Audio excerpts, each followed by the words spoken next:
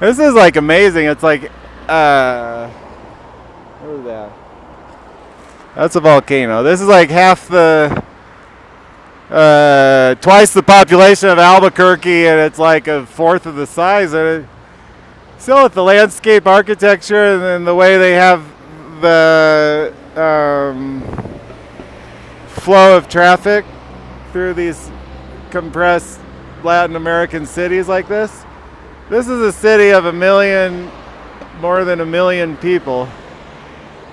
And it's just, it appears to be the size of like Omaha, Nebraska, which is like half a million. It's 450,000.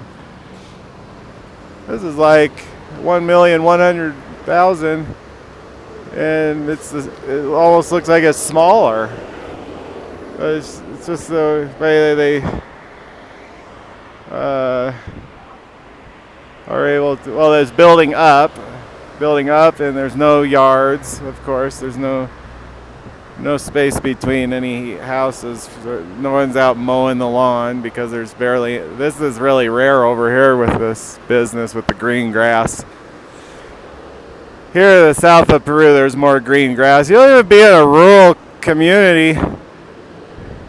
The population density is like amazing, even in farming communities. It's not like the United States where I grew up where my grandpa lived a half a mile away from me, and that was the nearest family.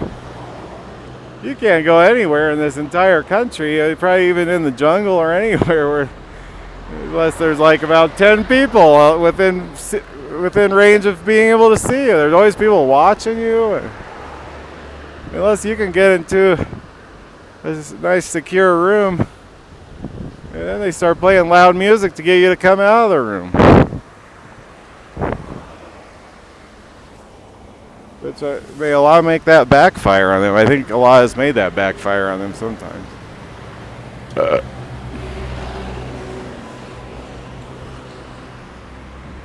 So the India has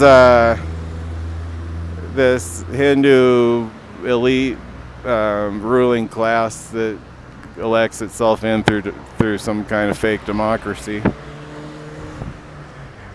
And they have written a citizenship bill about the Muslim immigrants and the indigenous minorities that have already been there for centuries, but they're grouping them together with the immigrants now.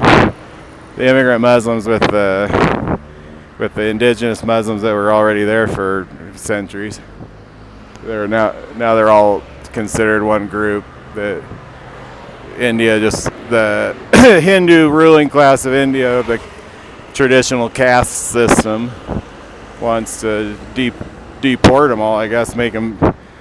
It'd be a bigger. It's setting up for a bigger tragedy than the Rohingya, which was like 500,000, 800,000 over a 5-year, 8-year period. This would be like 4 million people that they're stripped of their citizenship, and now they're going to use these protests against the citizenship bill as they're going to use that as excuse of why they're introducing this bill, when really the protests are a reaction to the bill. That it's like, who started it first? Okay.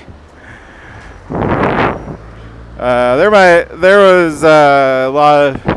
It's also party affiliation, because you still see a lot of Hindus helping out the Muslim groups, standing around while they perform their salat or something. So it's also has to do with academic freedom and freedom of speech. It's not completely based on minorities, but they know that the Muslim traditional indigenous Muslim population of India and the immigrant refugee population mix in. I'm sure there's probably a few terrorist agencies mixed in. There always is. That's not everyone. That's not the majority's fault, but they are always there. There's always a little small minority of extremists meddling with the problem.